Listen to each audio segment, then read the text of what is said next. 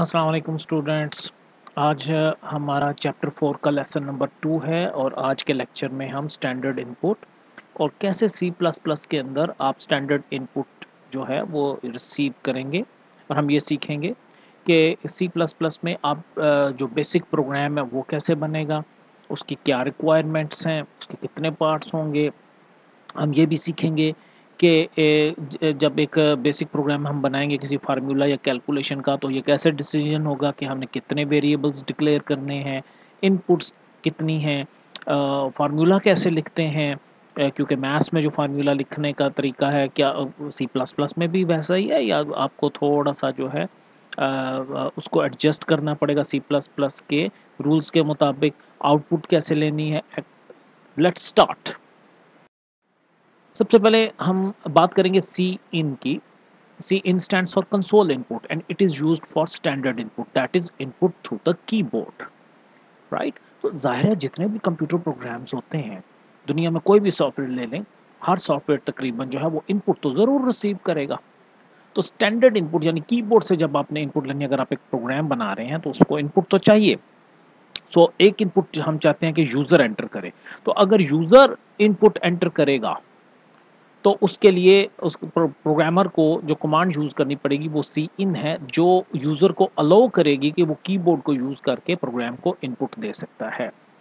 So basically जो C in है, it is a input stream object use for standard input that is input through the keyboard. It stands for console input used by applying extraction operator. So एक तो console input है यानी input है keyboard के through, right, लेकिन वो console screen पे appear होगी। राइट, जो कुछ भी आप एंटर करेंगे कीबोर्ड से। जैसे सी आउट के साथ इंसर्शन ऑपरेटर था, सी इन के साथ एक्सट्रैक्शन ऑपरेटर यूज होगा, इसके बगैर आप इनपुट नहीं ले पाएंगे। Extraction operator must be followed by a variable ताकि आप उसमें कोई वैल्यू स्टोर कर सकें। जरा सिंटेक्स देखिएगा, सी इन एक्सट्रैक्शन ऑपरेटर और variable. For example cin marks. आप एक से ज़्यादा वेरिएबल्स भी एक एक्सट्रैक्शन ऑपरेटर के साथ, सॉरी, एक सी इन कमांड के साथ यूज़ कर सकते हैं in combination with various extraction operator. C in extraction X, extraction Y, extraction Z. So होगा क्या कि आप जिस वक्त यूज़र सी इन कमांड जो है वो एग्जीक्यूट होगी तो a cursor will be blinked on the screen that is it's asking for an input from the user. और यूज़र जो पहली वैल्यू एंटर करेगा इट will be stored in X, second one will be stored in Y and third one will be stored in Z. हर input देने के बाद आपको एंटर की प्रेस करनी होगी। Now let's take an example. सबसे पहले ज़रा देखिएगा, कंसोल इनपुट जो स्टैंडर्ड इनपुट है उसके लिए कीबोर्ड यूज़ होता है और कीबोर्ड से इनपुट लेने के लिए जो कमांड हम यूज़ करेंगे that is cin, right. और ये सी इन जो है एक्सट्रैक्शन ऑपरेटर, देखिए इसका रुख उस तरफ है, ये एरो इस तरफ बन रहा है कि कीबोर्ड से इनपुट लो और इसको इस वेरिएबल में स्टोर कर दो, राइट। ये देखिए कीबोर्ड से इनपुट ली सी इन ने और एक्सट्रैक्शन ऑपरेटर की मदद से इस वेरिएबल में स्टोर कर देगा। कीप इन माइंड, इस एक्सट्रैक्शन ऑपरेटर के इस साइड पे कोई ना कोई इनपुट स्ट्रीम होनी चाहिए जैसे सी इन, और इस तरफ कोई ना कोई वेरिएबल या लिस्ट ऑफ वेरिएबल्स हो सकता है। Now let's take the code example. एक छोटा सा कोड देखेंगे। अब ये सारा पीस ऑफ कोड जो है इसमें कोई चीज़ ऐसी नहीं है जो हम इससे पहले नहीं समझ चुके।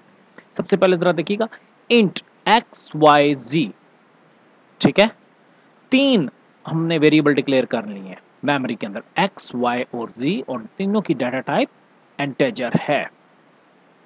तो जरा देखिए, रैम के अंदर पहले एक्स वेरिएबल डिक्लेयर हो गया, फिर वाई वेरिएबल डिक्लेयर हो गया और फिर जी वेरिएबल डिक्लेयर हो गया।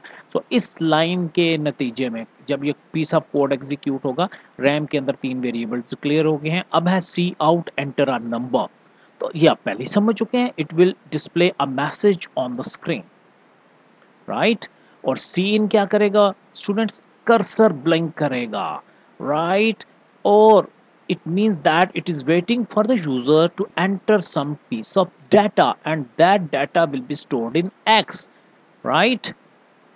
तो यहाँ पे जरा देखिए, एंटर अ नंबर लिखा हुआ आ गया इस पीस ऑफ कोड के नतीजे में, C out console output enter a number, तो ये लिखा हुआ आ गया, ठीक है। और यहाँ पे देखिएगा सी इन एक्स, तो ये कर्सर ब्लिंक कर रहा है। ये कर्सर कौन ब्लिंक करा रहा है? C in console input. It's waiting for me to enter something, right, and it will be stored in X. So here we go. जैसे ही मैंने यहाँ पे 5 एंटर किया, वो आके इस वेरिएबल के अंदर स्टोर हो गया।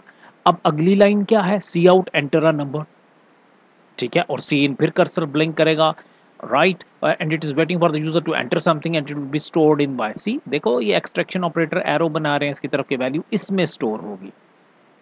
सो here we go, enter a number का मैसेज आ गया दोबारा, और ये कर्सर दोबारा से ब्लिंक कर रहा है, ठीक है, और ये वेट कर रहा है कि मैं कोई नंबर एंटर करूं। से मैंने 4 एंटर किया तो देखिए 4 जो है वो y के अंदर आके स्टोर हो गया, राइट। अब अगली लाइन क्या है? यहां पर एक अरिथमेटिक एक्सप्रेशन लिखी हुई है x प्लस वाई। तो x के अंदर 5 स्टोर है, y के अंदर 4 स्टोर है, 5 प्लस 4 9, 9 किस में स्टोर हो जाएगा? z में, राइट। जरा देखें, ये देखिए 9 स्टोर हो गया z में। अब अगली line cout sum is equal to z। तो स्क्रीन पर सी आउट कंसोल आउटपुट स्क्रीन पे लिखो क्या? सम, डबल कोट्स में लिखा हुआ ना, एज इट इज आएगा, फिर साथ में z की वैल्यू जो कि है 9, right. So here we go. Hope आपको समझ आ गया कि सी आउट और सी इन कैसे काम करते हैं। सी आउट जो है वो डिस्प्ले करने के लिए और सी इन इनपुट लेने के लिए। अब how to write a simple program. देखिए इसके सिंपल से स्टेप्स हैं। पहला, आपको ये देखना होगा कि जो प्रॉब्लम इस वक्त अंडर डिस्कशन है उसके मुताबिक हमें कितने वेरिएबल्स चाहिए, या कॉन्स्टेंट्स भी चाहिए हो सकते हैं। फिर हम यूज़र से इनपुट लेंगे वेरिएबल डिक्लेयर करने के बाद, फिर हम प्रोसेसिंग करेंगे। अब देखिए प्रोसेसिंग में मुख्तलिफ कैलकुलेशन हो सकती है, कोई फार्मूला यूज़ हो सकता है, कंपैरिजन हो सकता है, या हमें कंट्रोल स्ट्रक्चर जो आगे जाके पढ़ने हैं, लूप है, सिलेक्शन स्ट्रक्चर्स हैं, ये यूज़ करने पड़ सकते हैं, ठीक है। और फाइनली आपको आउटपुट देना है। तो बेसिकली 3 चीज़ें हैं, इनपुट है, हमारे पास प्रोसेसिंग है, और हमारे पास आउटपुट है।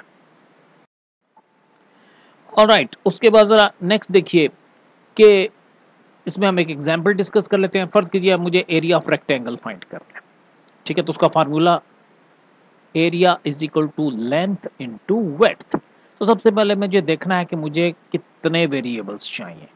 तो स्टूडेंट्स एक वेरिएबल तो चाहिए ना एरिया स्टोर करने के लिए, एक वेरिएबल चाहिए रेक्टेंगल की लेंथ स्टोर करने के लिए, एक वेरिएबल चाहिए इसका विड्थ स्टोर करने के लिए। So I need 3 variables. Clear? Inputs कितने हैं? How many inputs are required? याद रखिएगा, inputs are equal to the number of variables on the right side of assignment operator। तो assignment operator के right side पे 2 variables हैं, इसलिए 2 inputs हैं। so we need 2 inputs। hope so कि आपको clear हो गया होगा। next देखते हैं, एक और एग्जांपल लेते हैं। एरिया ऑफ सर्कल फार्मूला है पाई आर स्क्वायर, ठीक है। अब जरा नोटिस करें कि पाई आर स्क्वायर है अगर, तो a is equal to pi r square, ठीक। पाई कांस्टेंट है, ठीक हो गया। अब पाई तो कांस्टेंट है, इसका मतलब है हमें वेरिएबल कितने चाहिए? एक a और एक r for radius. So we need only 2 variables, और एक हम कांस्टेंट डिक्लेयर करेंगे जिसमें हम पाई की वैल्यू 22/7 और 3.14159 स्टोर कर देंगे, ठीक है। सो नंबर ऑफ इनपुट्स कितने? सिर्फ एक इनपुट। क्या कहा था असाइनमेंट ऑपरेटर के इस साइड पे देखने वेरिएबल कितने, तो एक ही वेरिएबल है जनाब, फिर एक ही इनपुट होगा, ठीक है। एक और एग्जांपल जरा देख लेते हैं। Area of cuboid. क्यूबाइड इस तरह की शेप को कहते हैं, इसकी हाइट भी है, विड्थ भी है, और लेंथ भी है, या डेप्थ कह लीजिए, ठीक है। कितने वेरिएबल चाहिए चेक करें जरा। एक एरिया के लिए, एक लेंथ के लिए, एक विड्थ, एक हाइट, 4 वेरिएबल्स, 4 वेरिएबल्स चाहिए हमें। और इनपुट बहुत आसान, असाइनमेंट ऑपरेटर के साइड पे कितने वेरिएबल हैं? 3 वेरिएबल है, तो 3 inputs, enter length, enter width, enter height. अब हम सीखेंगे कि डिफरेंट फार्मूला आप C++ के अंदर कैसे लिख सकते हैं, ठीक है। मिसाल के तौर पे पहले ही फार्मूला जरा देखिएगा, a is equal to pi r square, area of circle है ये। अब जाहिर है पहले मुझे पाई की वैल्यू, पाई कांस्टेंट है तो मुझे कांस्टेंट डिक्लेयर करना पड़ेगा। तरीका हमने सीखा हुआ है कॉन्स्ट फ्लोट। कॉन्स्ट जो है क्वालिफायर है, एक कीवर्ड है, फ्लोट डाटा टाइप होगी, पाई हमने अपनी पसंद से नाम रखा अपने कांस्टेंट का और उसमें वैल्यू स्टोर कर दी। अब देखिए फार्मूला कैसे लिखा हुआ है, a इज इक्वल टू पाई। अब अनफॉर्चुनेटली सी प्लस प्लस के अंदर एक्सपोनेंशियल या पावर के लिए कोई ऑपरेटर नहीं है, इसलिए हमें सबसे आसान तरीका कि हम जितनी पावर है उतनी दफ़ा इसको मल्टीप्लाई कर लें। लार्जर पावर के लिए हमारे पास बिल्ट इन फंक्शन पो के नाम से मौजूद है, वो हम बाद में यूज़ करेंगे। So for the time being a is equal to pi into r. इसी तरीके से देखिए area of triangle if all of its three sides are given is a is equal to s into s minus A